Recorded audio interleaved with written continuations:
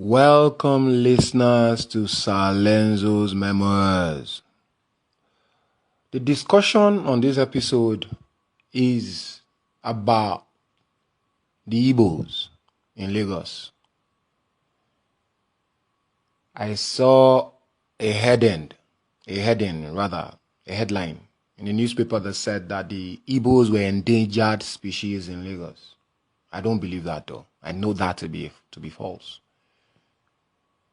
But I also read an article today about, an Igbo chief that is actually being incarcerated in Manti and all that, And Chioma said she was attacked, and these issues, these activities, these doings are not fallacies. I am not disputing in any way that they are fallacies. I do not agree, though, that they're endangered species.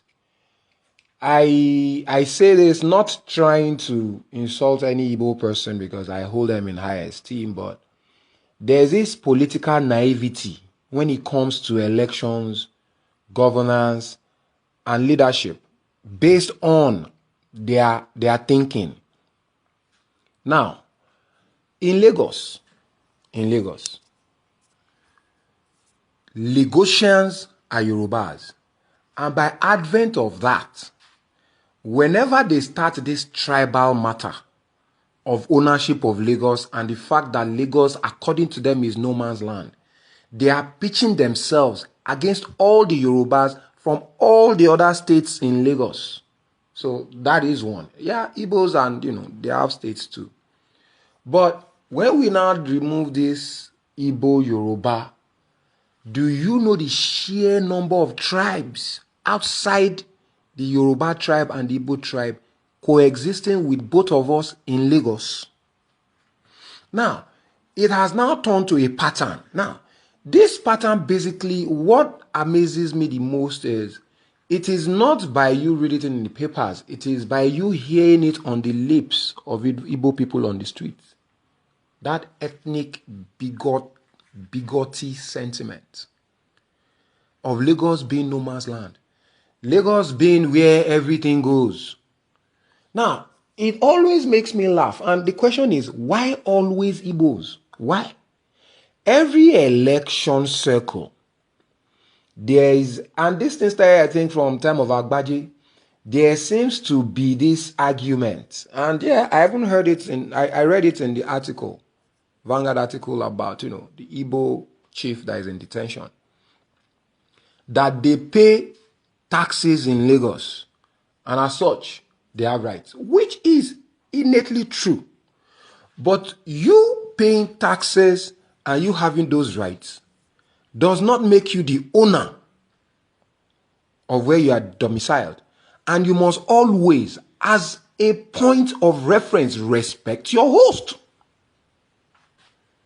Nobody sends the tax you pay if you are causing trouble. Because it's peace that we're all looking for.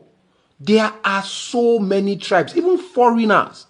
Why is it every election circle, the Yorubas versus the Igbos? Now, they come up with street urchins, thugs, and all those things. Were all these people not there while you were staying in Lagos before the election? The street urchins, thug came and attacked us. What happened? How did it get so bad? Last week, you were not making that kind of complaint. The thugs were not just born. They not just born the thugs that day now. But whenever it comes to an election season, you understand, you find out that, especially in Lagos, and it's actually very annoying because you don't hear such from the north. You simply just don't.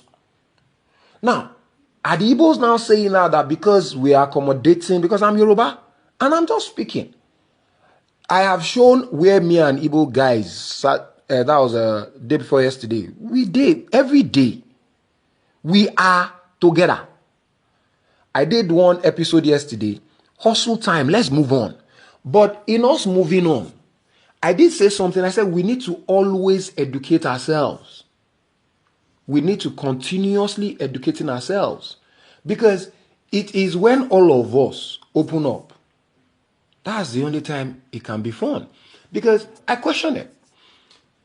I read a part of that article, and whoever was writing the article was actually making it very obvious. Whoever was telling the story was all just making it obvious. He was not complaining. He was only confessing. Because according to the story, I think it was in Obasa somewhere, on the mainland. I'm an Naija person. So he was now saying that it was now the Oba and his people against the Eze and the Yorubas. Now, this Eze, who is a leader of the Igbos, you understand, and the Igbos, against the Oba and the Yorubas, by that statement alone, you feel that there is, you understand? Because that statement alone, that means you're already segregating it. You're not making it one community now. Because whatever got the Eze there, why did he not even join other community leaders? Why did he not talk to the leaders, the leaders of the Akwa Ibom community, the leaders of the Hausa communities? George Jordan, why are we being singled out? And together they go and meet the Oba. And because the story now says that mayhem now broke out. Bottles and everything was flying. It was now the Igbos. Now, did the Eze go to the palace with Igbo people? Do you understand? Because you cannot by force and say that, because I saw one heading, they said thugs came, they repelled them. How many people do you intend to repel? Why are you people with these utterances, why are you bringing violence to Lagos? Why are you bringing violence to Lagos? We must think. Because everybody can't hustle for Lagos. I keep telling all my guys, see, Lagos now hustle. Most of us will not be able to keep up with the pace of Lagos. So we have to just make money and develop our own place too. So that, because I don't really understand. It is not no man's land. It is everybody's land. For business. Please, it is not no man's land. But the place is for everybody to come and do business. That's why a lot of people are very successful in it. But every election cycle, you now start to, everybody now keeps on claiming that it's Nigeria. Nobody is not saying it's Nigeria, but so is Enugu, so is Abia, so is Abakaliki, so is Imo. Where are people? Now, we need to really discuss it, because Igbos actually have community structures within the areas they are domiciled. What do I mean by this? They are Eze of this place, Eze and Igbo of that place, but are they allowing other tribes to do same in their own place? Because this Ikpeazu of Abia reacted to them enthroning an emir, a community emir in Abia.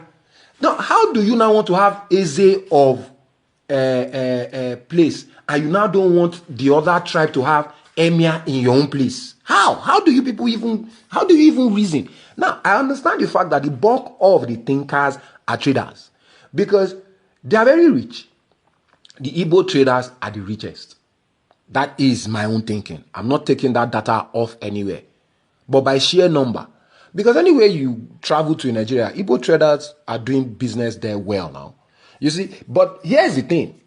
The Igbos now forget that when they carve out Alaba International for them to do business, they will now start saying a header no location should be carved out for a header to do business.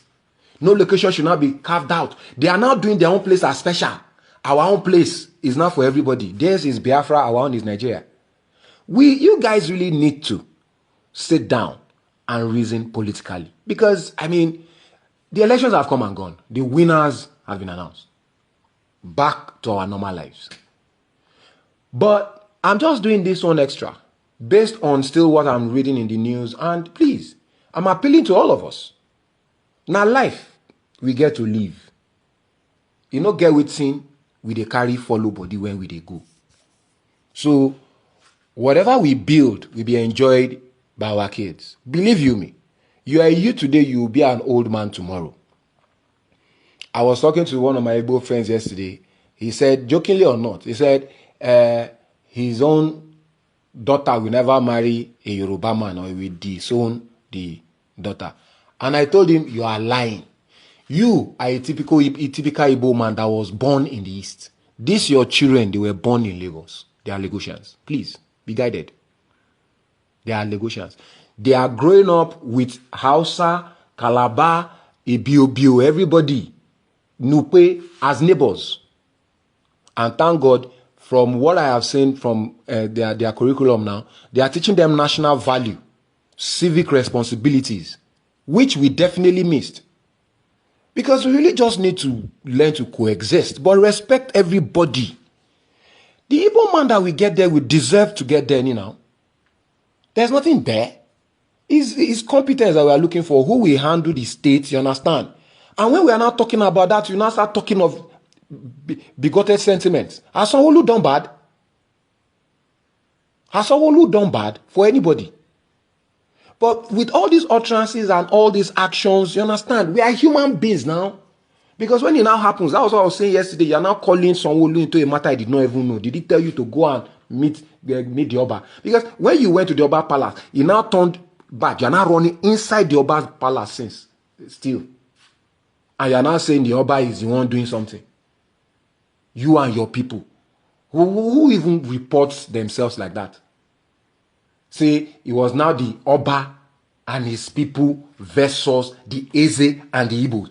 Definitely you made it so. You definitely made it so. Because the Oba does not have only Igbos as guests. It does not have only Igbos as guests. There are Hausa communities, there are Cross River Calabar communities, there are Nukwe communities. Do you know how many Edo communities? Huh? Why always Igbo? Why? They should ask themselves that pertinent questions. They should ask themselves pertinent questions. Why always us? Why? Every election season. Every election season. For the past how many elections now? Why always them? Always causing that tension. Always causing that tension. And please, the press, like I keep saying, look, the Igbos are very together because of their trade. Everybody knows they don't miss their meetings. So the discussion is amongst the traders. That I'm very, very confident of. Not just in Lagos, all over the country. The time the Igbo traders finally calm down and follow a political path to success that is based on alliances, not looking for allegiances. You understand? The sooner they get there though. But remember, Nigeria continues. Those that were born in the 1900s are gone. Those of us, 1900s now, that's a long time ago.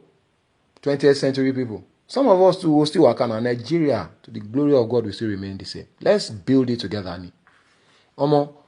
Same thing, me and you define. Same thing.